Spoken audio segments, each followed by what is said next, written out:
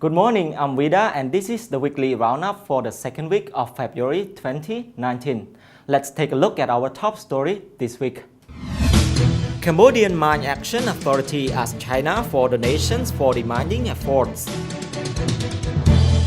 French senator pledged to have its pressures on government. Foreign Affairs Ministry wants tourists to use official e-visa channel.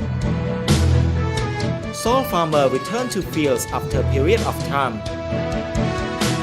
Comsat dissolves after government move to cut costs.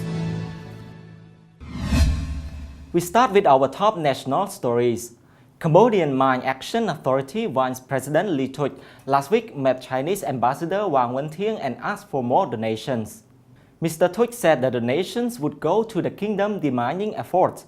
Cambodian is aiming to rid the nations of exploded ordnances dropped during the periods of war and conflict by 2025.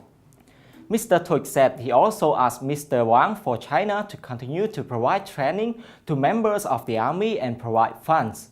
According to him, Mr. Wang received the request positively, saying that the Chinese government is with him.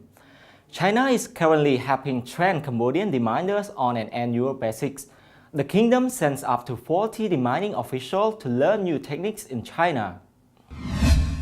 Nop Chanaran, spokesman for the Ministry of National Assembly, Senate Relations and Inspections, last Saturday said French Senator François Gros-Didier pledged to lobby European states to ease economic pressures on the government. Mr. Chanaran said the pledge was made during a meet with the Minister Mansamon.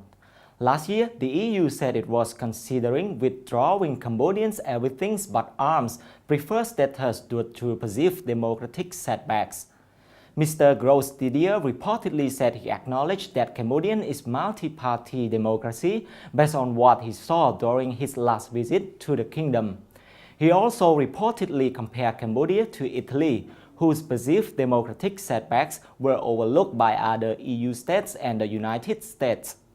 Mr. Chanaran said Mr. Gros-Didier will return to the EU and hold meetings with other member states over the kingdom's EBA status.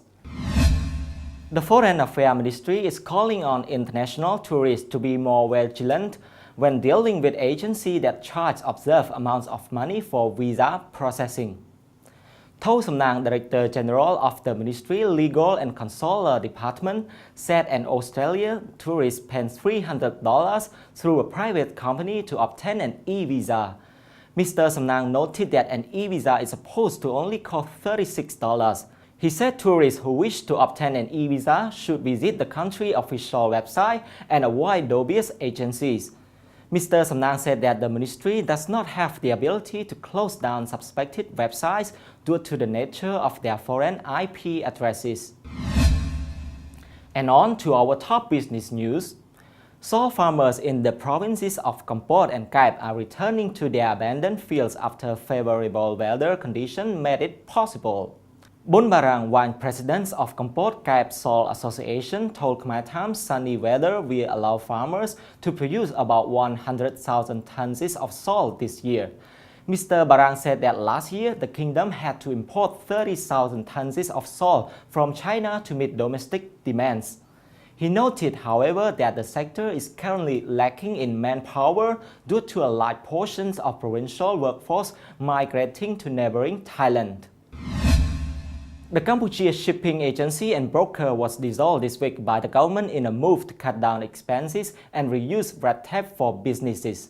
Prime Minister Hun Sen issued a sub-decree officially terminating Comsat, a state-owned enterprise managed by the Ministry of Public Works and Transport.